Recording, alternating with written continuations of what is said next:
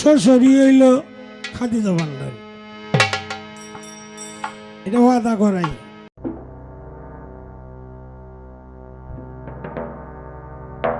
নাকি থাকো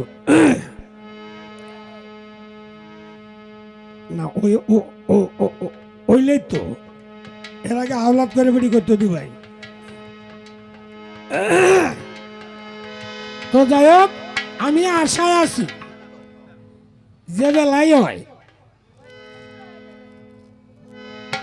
আরে বেটি প্রেমিক কি বুড়া হয় নাকি? দাঁত থাকলে থাকুক, না থাকলে না থাক, মারিডি থাকতো না।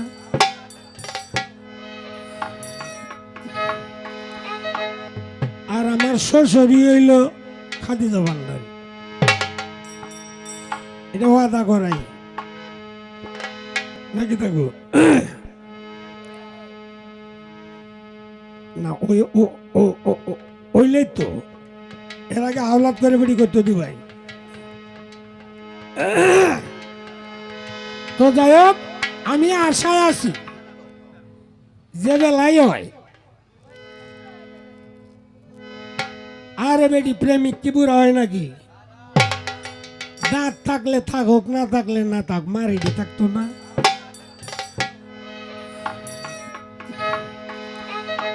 এরপরে আর আমার শাশুড়ি কিচ্ছা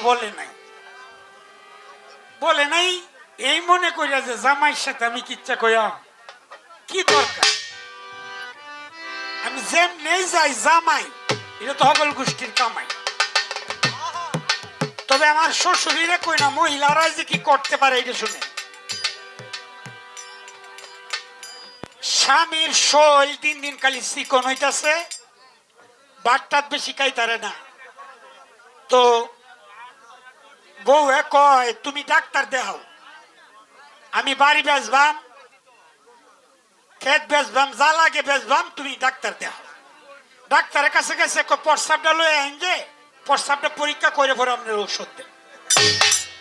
তো বেড়ায় প্রস্তাব করিয়া সকালে শিশির ভিতরে তৈয়া আবার শুয়ে রয়েছে যে 10টা বাজলে যাইব।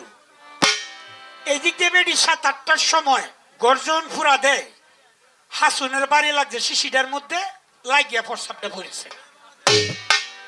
প্রস্তাব যখন পড়েছে রাগী মানুষ বুঝছে যে ফিটনাটা তো কায়াম, এই ফিটনার ভয়ে বেড়ি প্রস্তাব করে শিশিটা ভরে তৈরি দিছে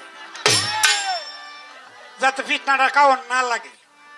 10টার সময় বেড়া উঠছে, উল্টে এই শিশি লইয়া ডাক্তারের বললো গেছে, কয় না প্রস্তাব আনছি পরীক্ষা করে দেখ।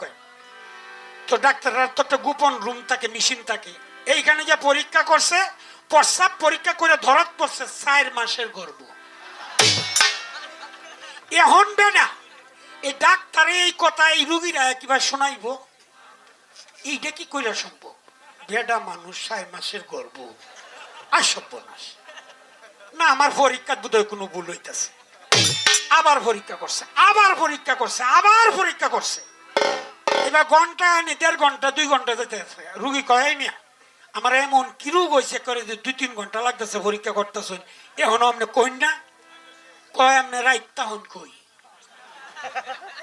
আমি তাই কই মানে আমি তো বাড়িতে তাই কমের সাথে, কমের সাথে আমার স্ত্রী তাহে।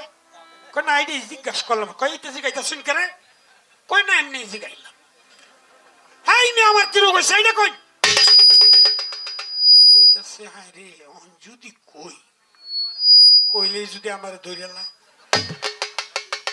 কইতাছে আপনার যে রোগটা হয়েছে আমি কইতাছি, তবে দেখুন যে আপনি কোনোটা করুন না, যে এটা আমি একদম ক্লিয়ার মনে কইয়ালতাছি, আমার মাফ করুন যে আপনার যে রোগটা হয়েছে 4 মাসের গর্ভ, আপনার বাচ্চা হবে।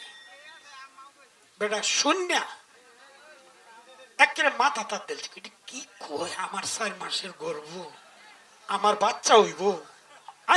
লন ফেডের মধ্যে খালি টিপে আর রাস্তায় যায়, বাড়িতে গিয়া এনে মাটিতে লেসাইতে বই আসছে। আগে তো ফিট না একটু খাইলাম, এখন তো আর উপায় নেই। কইতেছে ভাই তোমার ফাউডির দড়ি, আমি একটা কথা কইম, কইতে তোমার রোগটা ভালো হয়ে এরবো, তুমি কও আমারে মারতা না। এটা করে কি লেখাটায় লইছে, রাগী মানুষ তো। পরে কয় আচ্ছা যাও, তোমার মারতাম না, আমার রোগ যদি ভালো হয়ে তুমি কো। তুমি যে হোয়াটসঅ্যাপ করে তৈসলা পরে আমি যখন ঘর ঝাড়ু দেই হাসুনের বাড়ি লাগে শিশি ডেমা পরে থেকে হোয়াটসঅ্যাপটাও পড়েছি গে পরে আমি হোয়াটসঅ্যাপ করে তৈসলাম এইটা পরীক্ষা করছে 4 মাসের গর্ভ হইল আমার তোমার না এটা আমার কারণে এই বেডটা লাগছে আমার শাশুড়ি যিনি উনারা ইচ্ছা করলে এরম বেল লাগাইতে হবে বেড়া কইতে স্যার একটু পরে যদি কইতে আমি এমনি আটপিল করে মারা গেলাম আপনারা এইরকম করতেন জানোই না আর কি রাখলাম এইখানে এইবার আমি জানতে চাইবো আপনি হযরত ইয়াকুব আলাইহিস সালাম ছিল হযরত ইয়াকুব আলাইহিস সালাম হযরত ইউসুফ আলাইহিস সালাম উনার নূর কোন জায়গায় ছিল এবং